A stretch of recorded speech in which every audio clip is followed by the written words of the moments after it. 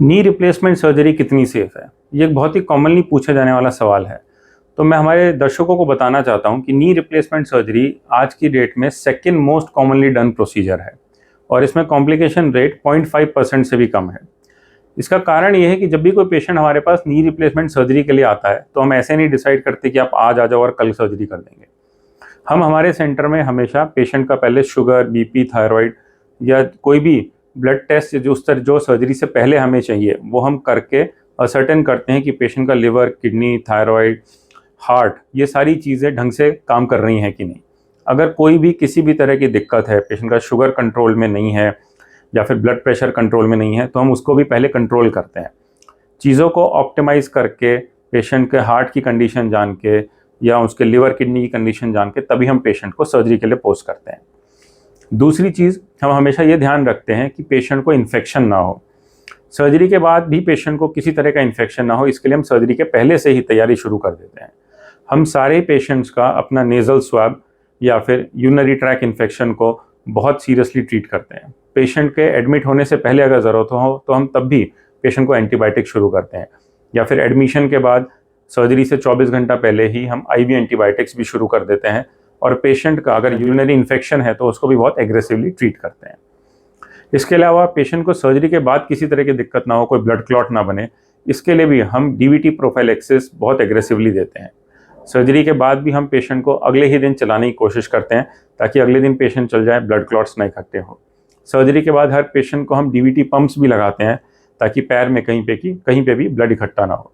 इसके अलावा सर्जरी के कुछ घंटों बाद ही हम ब्लड थिनर्स पे भी पेशेंट को शुरू कर देते हैं और घर के लिए भी 2 से 3 हफ्ते के लिए पेशेंट को हम ब्लड थिनर देते हैं।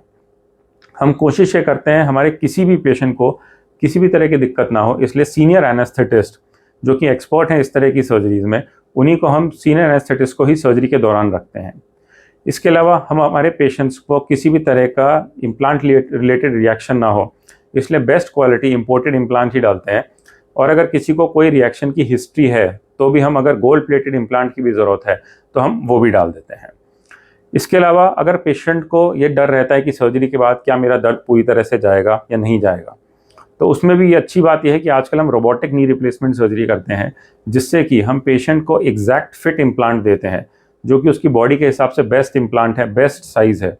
और रोबोटिकली जब हम इस सर्जरी को करते हैं तो उसका अलाइनमेंट भी बेस्ट रहता है। तो पोस्ट ऑपरेटिव पेन जो पहले पेशेंट्स को काफ़ी टाइम तक परेशान करता था, वो भी अब बहुत जल्दी ठीक हो जाता है और रिहैबिलिटेशन जो है पेशेंट का वो बहुत ही फास्ट हो जाता है।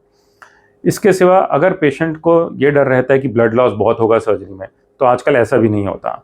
हम अंडर टूनिकेट या फिर एक ऐसा तरीका रहता है जिससे कि हम ब्लड लॉस को ऑलमोस्ट बहुत ही मिनिमल कर पाते हैं सर्जरी में, ताकि ब्लड लॉस हो ही ना और पेशेंट को पोस्ट ऑपरेटिव में आजकल ब्लड चढ़ाने की भी ज़रूरत नहीं पड़ती।